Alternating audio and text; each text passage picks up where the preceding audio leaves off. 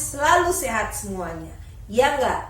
Nah, walaupun kita ini sedang mengalami pandemi COVID-19, tapi anak-anak tetap semangat belajar di rumah ya. Oke, biar doakan semoga pandemi ini cepat berlalu sehingga anak-anak bisa masuk sekolah. Ya kan, lebih nyenang di sekolah kan, bisa ketemu sama teman-teman, sama bapak ibu guru dan sebagainya. Nah, anak-anak, kali ini ibu akan mengajarkan materi tentang sistem rangka manusia. Nah, ada yang tahu apa itu rangka? Iya, coba kamu bayangkan seandainya nih kita nih nggak ada rangkanya, kita berjalan kayak gimana? Bisa nggak? Nggak bisa. Oh iya, udah bagus. Nah, untuk lebih jelasnya, ibu akan jelaskan melalui slide berikut ini. Nah, anak-anak, sekarang ibu akan jelaskan tentang sistem gerak pada manusia. Perhatikan slide ibu ini ya. Oke, KD-nya adalah KD31 dan KD41. Itu menganalisis gerak pada makhluk hidup, sistem gerak pada manusia, dan upaya menjaga kesehatan sistem gerak. KD41 menyajikan karya tentang berbagai gangguan pada sistem gerak serta upaya menjaga kesehatan sistem gerak manusia. Nah, tujuannya apa? Nah, nanti anak-anak mampu membedakan fungsi rangka dengan fungsi otot pada sistem alat gerak manusia. Yang kedua, anak-anak nanti dapat membedakan jenis-jenis tulang berdasarkan zat penyusun, bentuk, dan tipe persendiannya. Yang ketiga, anak-anak dapat memprediksi berbagai macam gangguan dan penyakit berdasarkan penyebabnya pada sistem alat gerak. Yang keempat, anak-anak dapat menyimpulkan upaya menjaga kesehatan pada sistem gerak manusia. Nih. Nah, sistem gerak manusia itu kan ada berapa? Ada dua. Oke, otot dan rangka di sini ya. Oke, sekarang ibu akan jelaskan. Nah, tulang. Rangka itu berarti mempelajari tentang tulang. Nah, otot itu termasuk apa? Aktif apa pasif? Iya, betul. Otot termasuk ke aktif, sedangkan tulang termasuk ke pasif. Nah, apa sih fungsi dari rangka itu? Yang pertama, sebagai alat gerak. Yang kedua, memberi bentuk tubuh. Kemudian, melindungi organ penting, tempat melekatnya otot, dan tempat pembuatan sumsum serta menegakkan tubuh. Coba bayangkan kalau seandainya kita nggak punya rangka, gimana tubuh kita nggak bisa tegak. Oke. Nah, tulang itu terbagi menjadi dua, itu tulang rawan dan tulang sejati. Oke, Ibu akan jelaskan satu persatu dulu. Nah, tulang rawan. Tulang rawan merupakan tulang yang bersifat elastis atau lentur, terdiri atas sel-sel rawan yang dapat menghasilkan matriks berupa kondrin. Tulang rawan banyak mengandung zat perekat atau kolagen yang tersusun atas protein dan sedikit zat kapur, kalsium karbonat dan kalsium fosfat. Pada orang dewasa, tulang rawan hanya terdapat pada beberapa tempat yaitu di kuping hidung, daun telinga, antara tulang rusuk dan tulang dada, serta sendi. Nah, sekarang lihat, ini adalah T selnya. Yang nomor satu nih apa nih? Sebut apa? Sel tulang rawan. Yang kedua, di sini adalah matriks. Nah, apa aja sih yang masuk kepada tulang rawan? Itu termasuk tulang rawan hialin, tulang rawan elastis, dan tulang rawan serabut. Oke, nah ini bentuk dari tulang sejati atau osteon atau tulang keras. Terbentuk oleh sel-sel pembentuk tulang yang disebut dengan osteosit melalui proses osifikasi. Banyak mengandung zat kapur dan sedikit zat perekat. Oke, yang mana nih? Ini disebut sebagai apa? Oke, ada yang tahu? Oke, ini adalah saluran Havertz. Ini adalah sel tulang dan ini kanalikuli. Oke anak-anak, sekarang ibu masuk ke macam-macam tulang berdasarkan zat penyusunnya. Nah, di sini ada tulang kompak tersusun dari sel-sel tulang yang banyak mengandung matriks dan rapat dan padat serta mengandung senyawa kapur dan fosfor, misalnya pada tulang pipa. Kemudian tulang spons terdiri dari sel-sel tulang dengan matriks yang berongga, misalnya pada tulang pendek dan tulang pipih. Nah, ini yang pertama ini adalah tulang spons, yang kedua adalah tulang kompak. Nah, ini sumsum kuning dan pembuluh darah. Oke, nah macam-macam tulang berdasarkan bentuknya. Ini. Nah, ini adalah tulang apa nih namanya?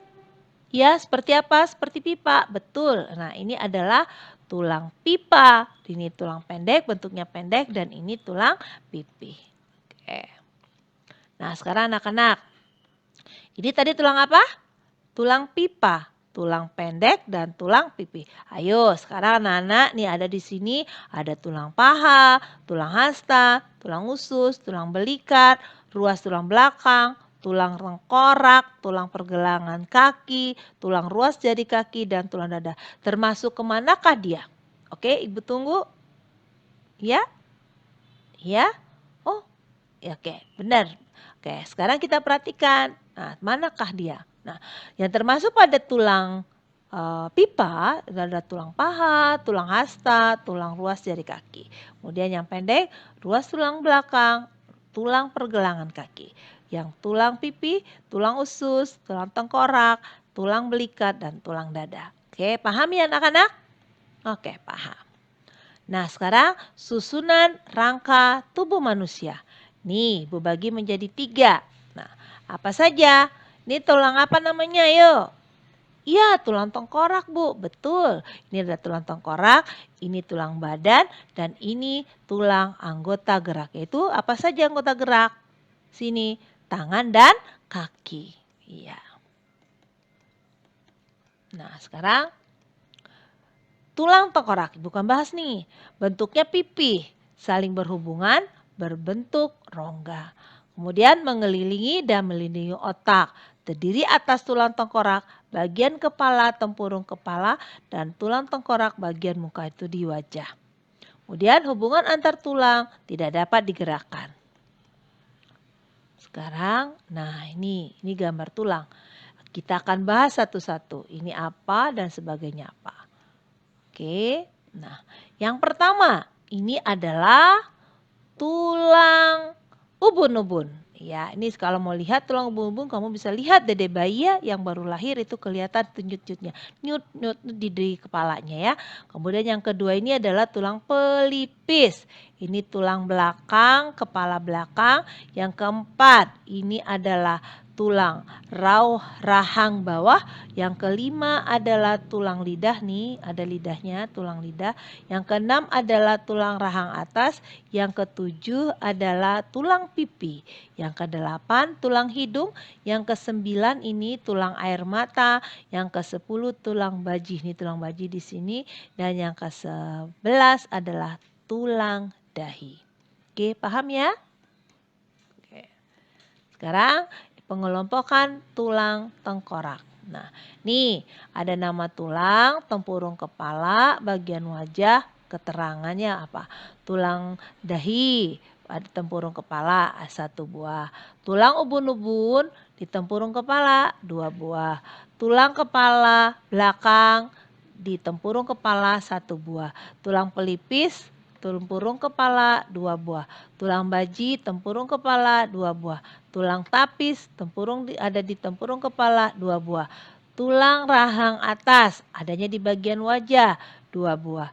Tulang rahang bawah di bagian wajah ada 2. Tulang langit-langit 2 atau tulang ada 2 buah juga di bagian wajah. Tulang hidung ada 2 buah. Tulang pipi ada 2 buah juga di bagian wajah semua. Dan tulang air mata ada 2 buah. Dan tulang pangkal lidah itu hanya 1 buah. Oke. Nah, sekarang Ibu masuk kepada tulang badan. Nah, tulang badan terbagi dari tulang belakang, tulang dada, tulang rusuk, gelang bahu, dan gelang panggul. Oke.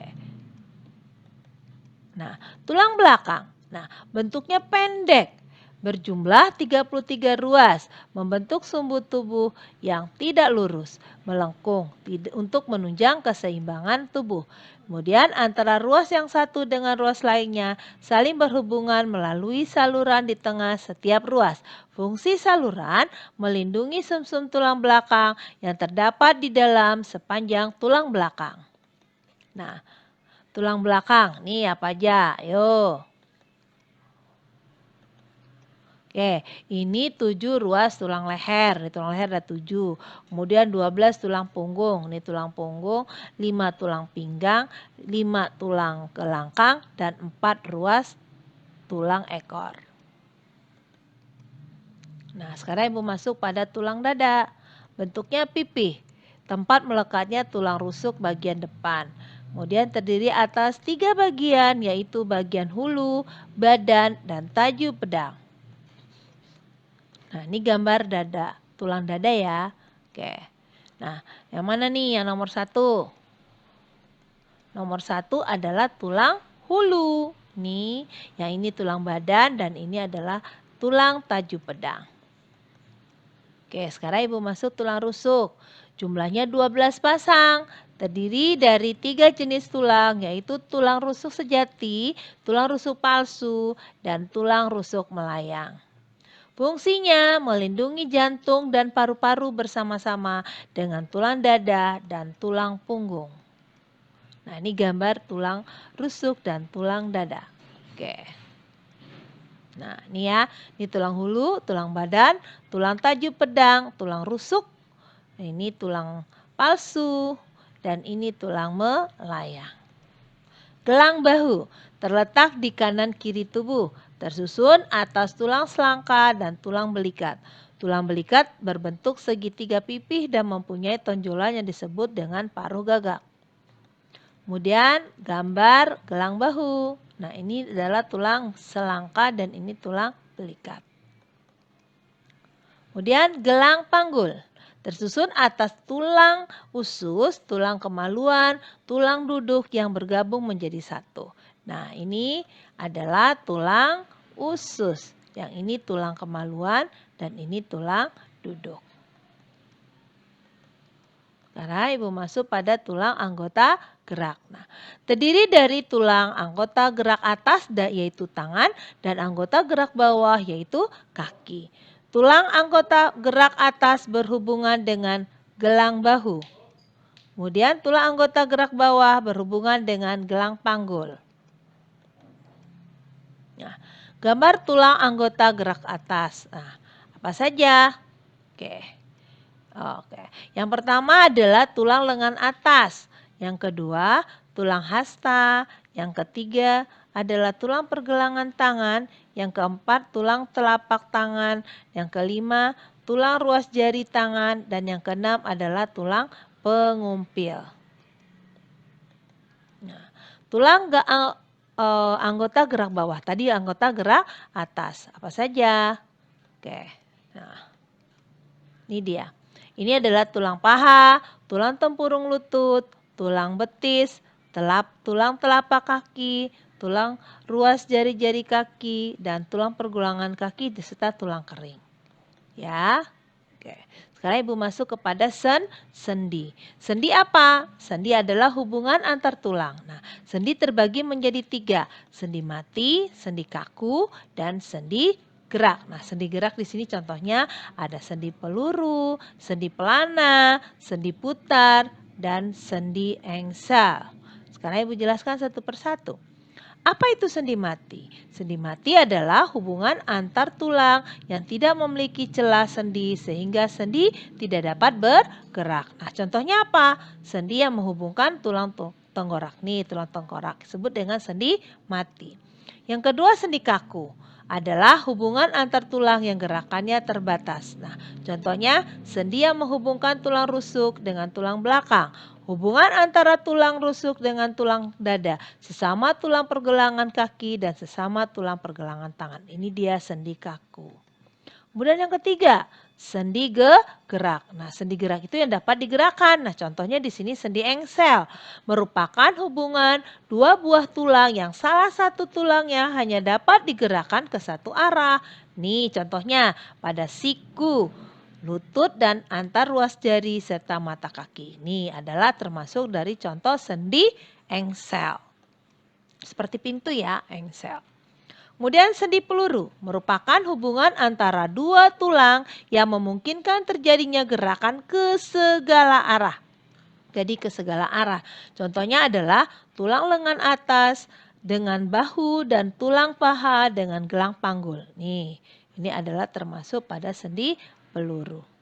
Kemudian contoh lainnya, sendi putar merupakan hubungan dua buah tulang yang memungkinkan tulang satu bergerak memutar pada tulang lainnya. Contohnya leher kepala ya, hubungan antara tulang atas ruas A pertama dengan tulang leher dengan tulang pemutarnya dan tulang pengumpil dengan tulang hasta. Nih.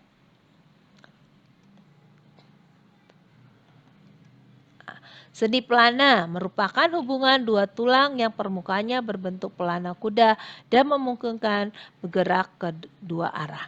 Nah, contohnya di antara tulang telapak tangan dengan ruas ibu jari. Nih, ini adalah pelana. Oke, nah sekarang anak, ibu kasih latihan. Nah, ini termasuk sendi apa? Yang pertama, kedua, ketiga, 4, 5, 6, 7, 8, sampai 10. Oke, ibu tunggu. Oke, yuk. Mari kita perhatikan jawabannya, benar apa enggak? Yang pertama adalah sendi engsel. Yang kedua, sendi kaku. Yang ketiga, sendi apa? Engsel lagi. Keempat, sendi engsel. Kelima, sendi peluru. Keenam, sendi apa? Peluru. Ketujuh, sendi engsel. Kedelapan, sendi putar. Kesembilan adalah sendi mati. Dan yang kesepuluh, sendi pelana. Oke, nah sekarang perbedaan otot polos, lurik, dan otot jantung. Ini perbedaannya. Kita lihat yang pertama dari bentuknya. Kalau dari polos, gelondong dengan ujung runcing. Lurik, memanjang dan silindris. Sedangkan jantung, serabut, bercabang dan menyatu. Jumlah intinya, kalau polos 1, lurik banyak, jantung banyak.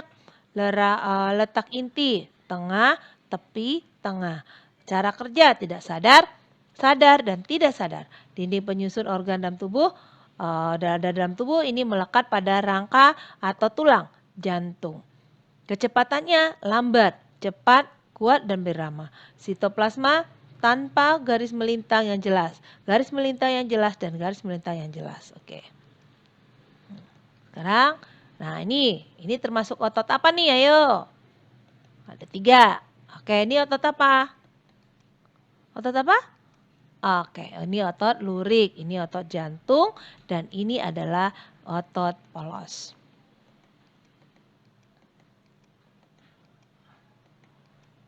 Nah, pada bagian ujung otot lurik terdapat tendon, urat otot. Otot yang ujung atasnya mempunyai 2 tendon disebut dengan otot bisep.